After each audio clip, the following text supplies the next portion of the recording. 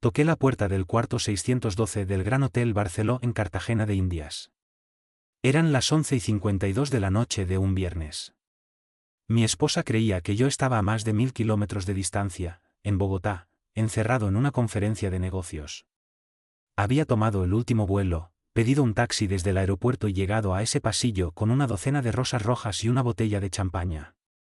Un viaje sorpresa de aniversario. Un gesto romántico. El tipo de cosa que se supone que salva un matrimonio. La puerta se abrió. Pero no era Luciana quien estaba parada frente a mí. Era un hombre. Tendría unos 35 años. Sin camisa. Con la bata del hotel entreabierta. Una copa de vino en la mano. Me miró. Yo lo miré a él. Durante 3 largos segundos, nadie se movió. Entonces, desde adentro del cuarto, escuché su voz. Amor, ¿quién es, amor? La cara del hombre pasó de confundida a pálida en medio segundo. Tartamudeó. Yo no esperé invitación. Lo aparté y entré a la suite.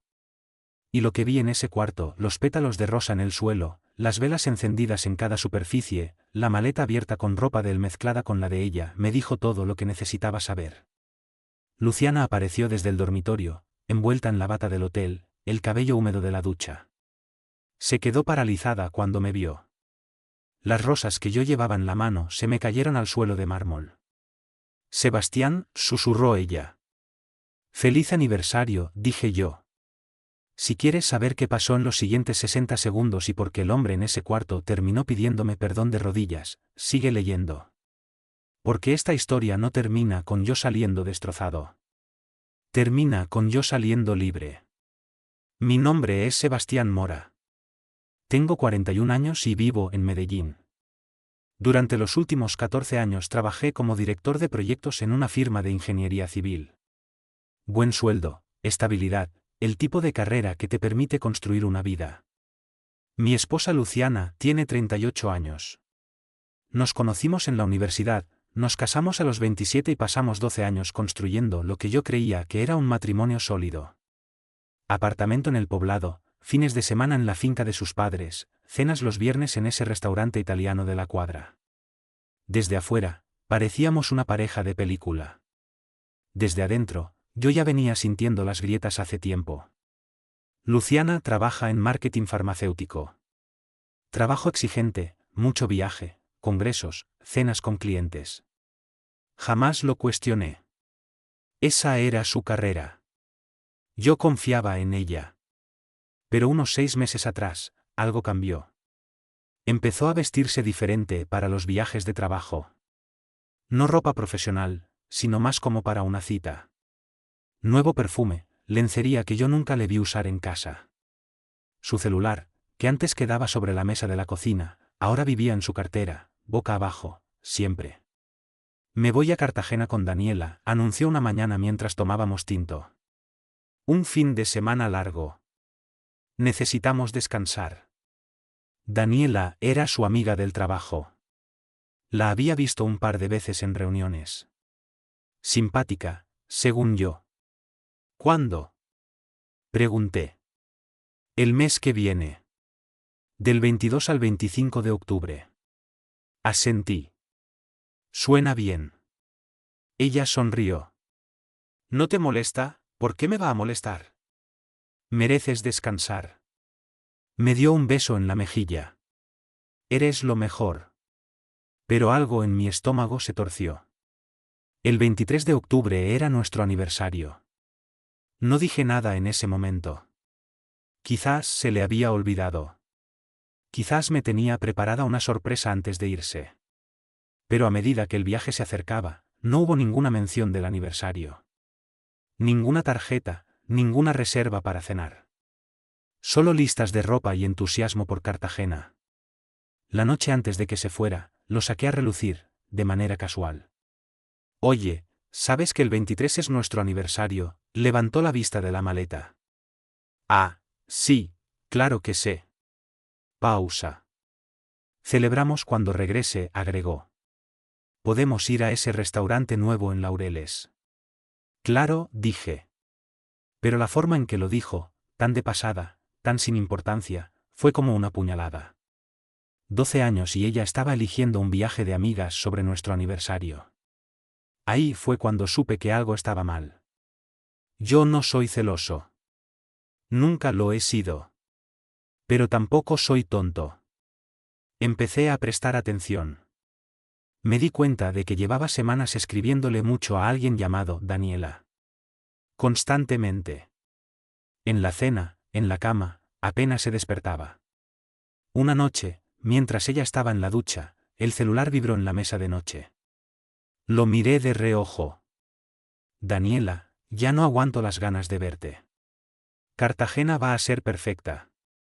Inocente, quizás.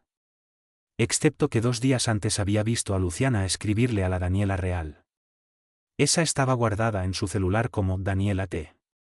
Este contacto era solo Daniela. Sin apellido. Sin foto. Abrí el hilo de mensajes y se me fue el estómago al piso. Los mensajes no eran explícitos, pero eran íntimos. Llevo semanas contando los días. Te extraño tanto. Reservé la suite con vista al mar, como querías. Y luego uno que me heló la sangre, él no sabe nada. Que siga así. Tomé capturas de pantalla, me las mandé al correo, borré el rastro de que había abierto la conversación. Puse el celular exactamente donde estaba. Cuando Luciana salió de la ducha, yo estaba en la cama fingiendo leer. ¿Estás bien?, preguntó. Sí, solo cansado. Se acostó a mi lado, me besó en el hombro. Te quiero, dijo. Yo también te quiero, respondí. Y era verdad. Pero en ese momento también supe que estaba a punto de descubrir cuánto ella no me quería a mí. A la mañana siguiente, la despedí. Le cargué la maleta al taxi.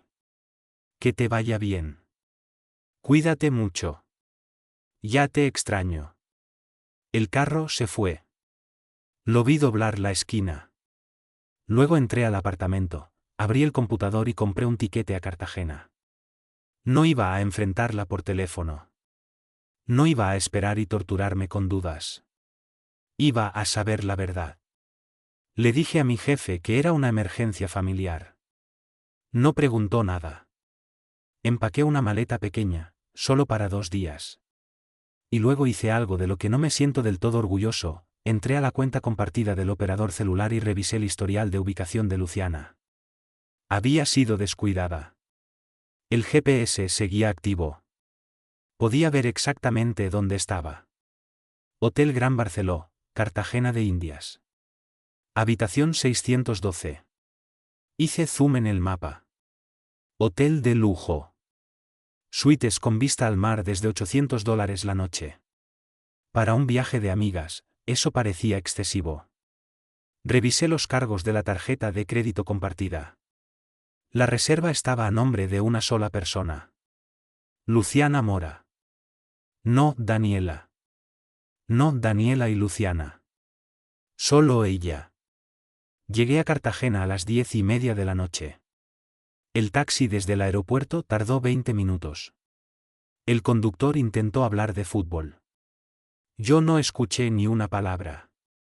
Tenía el corazón desbocado y las manos me temblaban. Una parte de mí todavía esperaba estar equivocado. Quería equivocarme. Quería llegar y encontrar a Luciana con Daniela, riéndose con cócteles, y sentirme un idiota por haber dudado de ella. Pero la otra parte, la que había leído esos mensajes, ya sabía. Me bajé frente al hotel. Entré al lobby como si fuera huésped. Nadie me detuvo. Tomé el ascensor al 6º piso, encontré la habitación 612 y me quedé parado frente a la puerta un minuto completo, preguntándome si estaba listo para lo que venía después. Toqué. Primero suave. Luego más fuerte. Escuché movimiento adentro. Pasos. La voz de un hombre, apagada. Ya voy. La puerta se abrió. Ahí estaba él. Alto, bien parecido, tendría unos 35 años. Sin camisa. Bata del hotel entreabierta. copa de vino en la mano. Me miró como si yo fuera el servicio a la habitación. Luego su cerebro procesó lo que veía. ¿En qué le puedo ayudar?, no respondí. Solo lo miré a él, a la bata, al vino, al hecho de que estaba en el cuarto de mi esposa a medianoche. Desde adentro, escuché su voz. Amor, ¿quién es, amor? Esa palabra me golpeó como un puño en el pecho. La cara del hombre se puso blanca. Aparté la puerta y entré. El cuarto era una fantasía cuidadosamente armada. Pétalos de rosa regados por el suelo. Velas encendidas en todas las superficies. Una botella de champaña en hielo. 2 copas. Y en el marco de la puerta del dormitorio, envuelta en la bata del hotel, el cabello húmedo, Luciana. Se quedó paralizada cuando me vio. La boca se le abrió sin emitir ningún sonido. Las rosas que yo llevaba se me cayeron al suelo de mármol con un golpe sordo. Sebastián, susurró. La miré a ella. Lo miré a él. Volví a mirarla a ella. Feliz aniversario, dije. Por un momento, nadie se movió. Los ojos de Luciana iban de mí al hombre y de vuelta a mí. Su mente intentaba construir una explicación que pudiera hacer que todo eso tuviera sentido. Pero no había ninguna explicación posible. El hombre se aclaró la garganta. Mira, yo no sabía, ella me dijo que estaban separados. Lo miré. Él me miró. Había algo en su cara que me decía que estaba diciendo la verdad, al menos esa parte. Que él también había sido engañado. ¿Cómo te llamas?, le pregunté con calma. Una calma que yo mismo no entendía de dónde me salía. Andrés, respondió. Andrés. Repetí su nombre como si lo estuviera archivando. ¿Cuánto tiempo llevas con ella?, miró a Luciana. Ella miraba el suelo. Unos 4 meses, dijo él, en voz baja. 4 meses. Mientras yo hacía el mercado los domingos. Mientras cocinaba para 2. Mientras le preguntaba cómo le había ido en el trabajo y ella me contaba historias que probablemente eran mentira. 4 meses de una vida paralela que yo desconocía por completo. Me volteé hacia Luciana. ¿Cuánto tiempo llevas planeando esto?, ella abrió la boca. La cerró. Sebastián, por favor. No me pidas, por favor. Respóndeme. Silencio. ¿Cuándo dejé de ser suficiente para ti?, insistí. No con rabia. Con algo peor, con la voz de alguien que realmente quiere entender y sabe que la respuesta va a doler. Ella finalmente levantó la mirada. No es que no fuera suficiente. Entonces, ¿qué es? Me sentí atrapada, dijo en voz muy baja. Esa palabra. Atrapada. Como si nuestro matrimonio fuera una jaula. Como si los 12 años que construimos juntos fueran una condena. ¿Atrapada?, repetí. Eres un buen hombre, Sebastián. Eres estable, eres responsable. Pero yo sentía que la vida solo pasaba. Que todo era rutina. Que yo quería más y no sabía cómo pedirlo. Y en vez de hablarlo conmigo, elegiste esto, ella no respondió. Andrés, para su crédito, recogió su ropa del suelo del dormitorio sin decir una sola palabra y empezó a vestirse. Creo que entendió que ese cuarto ya no era lugar para él esa noche. Cuando estuvo listo, me miró una vez más. Lo siento, me dijo. Y lo decía en serio. No es contigo, respondí. Y tampoco lo decía con crueldad. Era la verdad. Salió del cuarto y cerró la puerta sin hacer ruido. Quedamos solos Luciana y yo. Por primera vez en meses, estábamos realmente solos. No voy a hacer escándalo, le dije. No vine hasta acá para humillarte ni para pelear. Vine porque merecía saber la verdad. Y ahora la sé. Sebastián, podemos hablar. Podemos ir a terapia, podemos. Ya es tarde para eso. No lo es. Su voz se quebró. Yo me equivoqué. Lo sé. Pero eso no significa que todo lo que construimos no vale nada. La miré durante un largo momento. Y fue extraño, porque en ese instante no sentí rabia. Sentí algo mucho más tranquilo y mucho más definitivo. Como cuando sabes que una puerta se cerró para siempre y ya no tiene sentido seguir golpeándola. Guarda todo lo que trajiste, le dije. Mañana te vas en el primer vuelo a Medellín. Yo regreso esta noche. ¿Esta noche? Sebastián. Cuando llegues al apartamento, vas a encontrar tus cosas organizadas.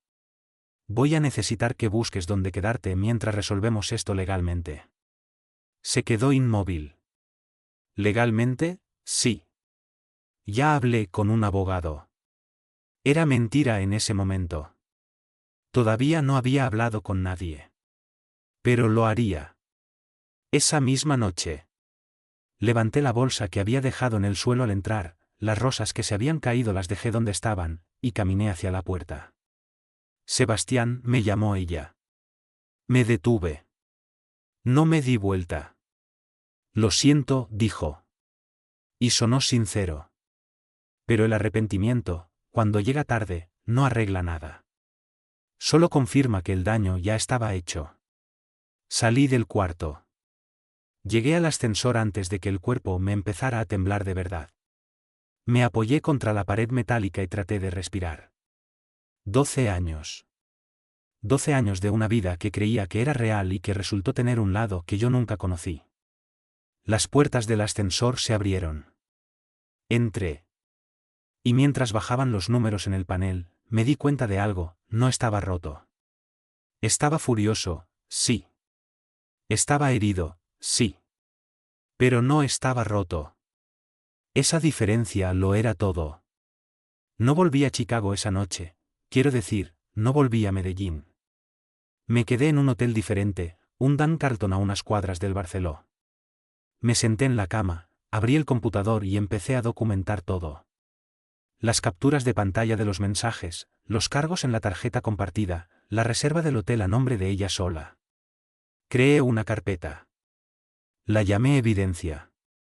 Luego busqué abogados de familia en Medellín. Encontré uno que tenía buenas reseñas. Se llamaba Carlos Estrada, especialista en derecho de familia y divorcios. Le escribí un correo esa misma noche explicando la situación. A las 7 de la mañana del día siguiente, me respondió, podemos hablar hoy si gusta. Volé de regreso esa mañana. Luciana tomó su vuelo aparte. No nos vimos en el aeropuerto. No hablamos. Solo nos llegó un mensaje de ella a mitad del día, necesito que hablemos. No respondí. El apartamento estaba exactamente como lo había dejado.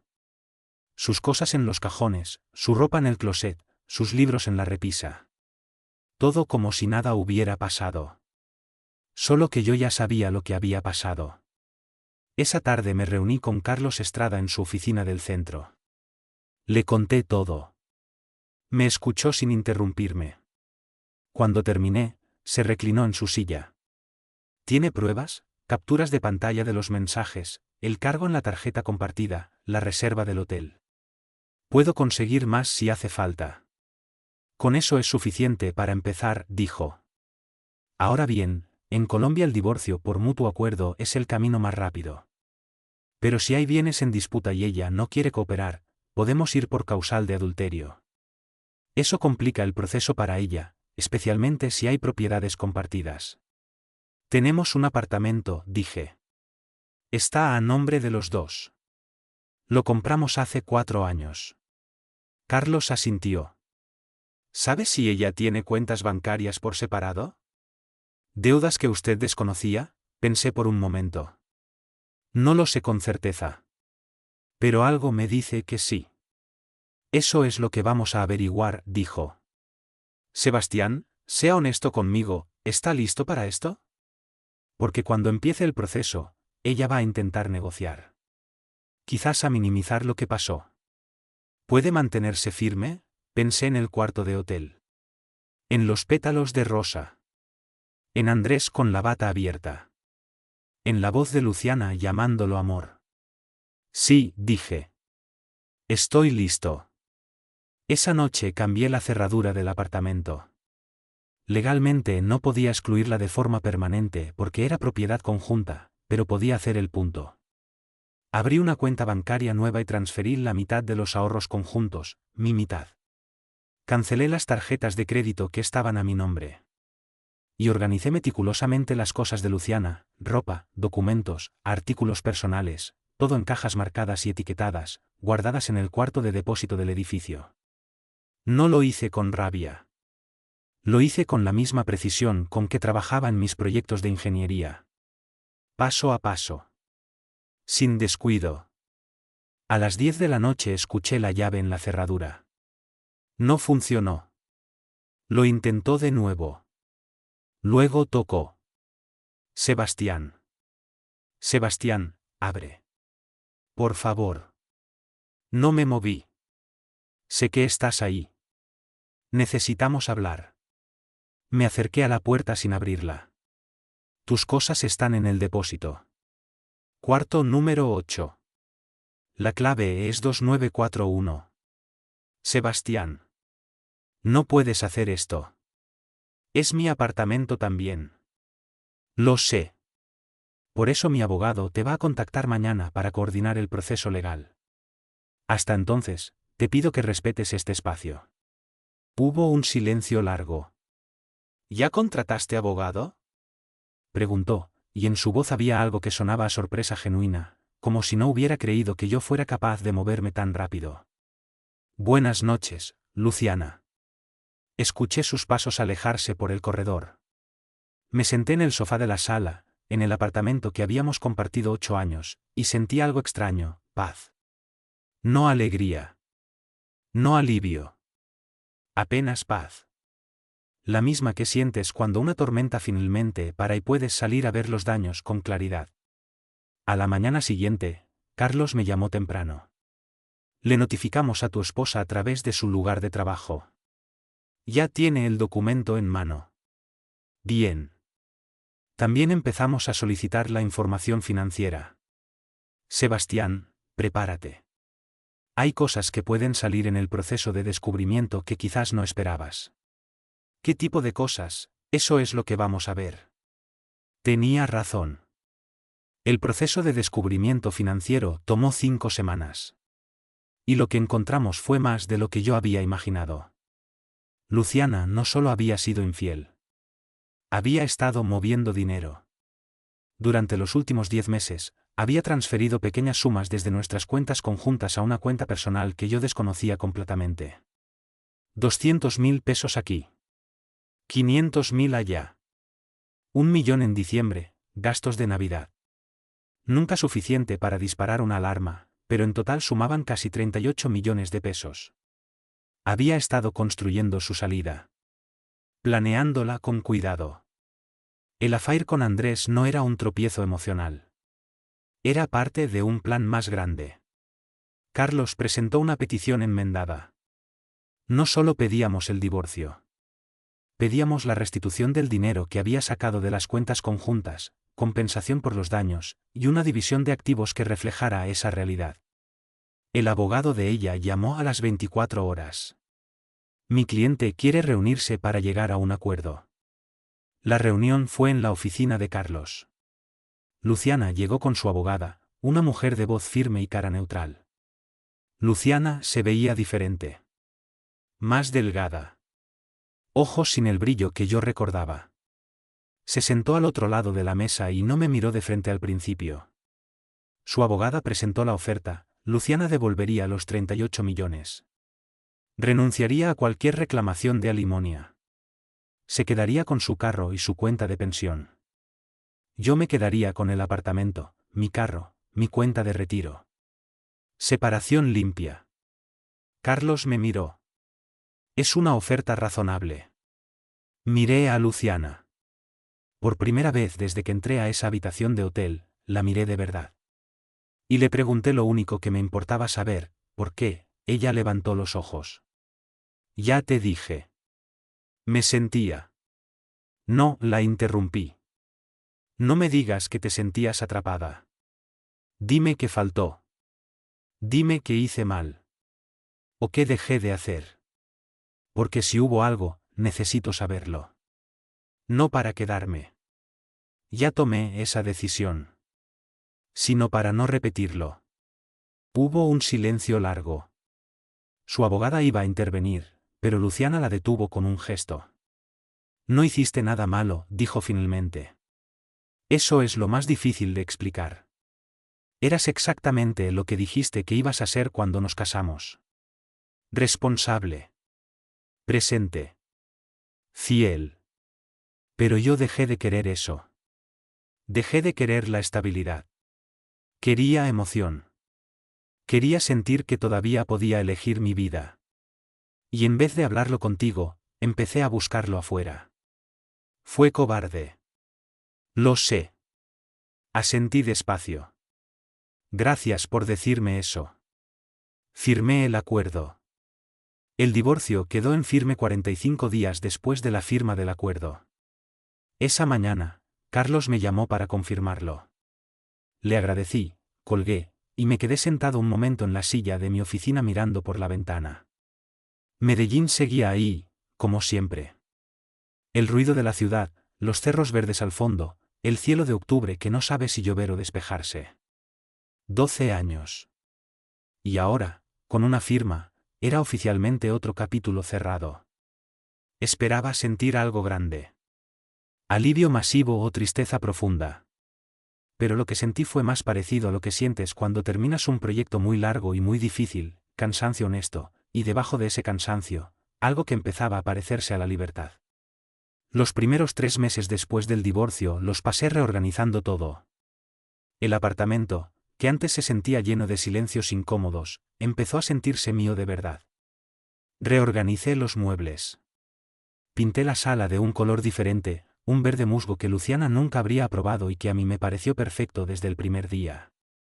Empecé a cocinar cosas nuevas, recetas que encontraba en internet a la medianoche, experimentos que a veces salían bien y a veces terminaban en la basura entre risas propias. Retomé el ciclismo, algo que había dejado de lado hacía años porque los fines de semana siempre había algo más urgente. Ahora los domingos eran míos.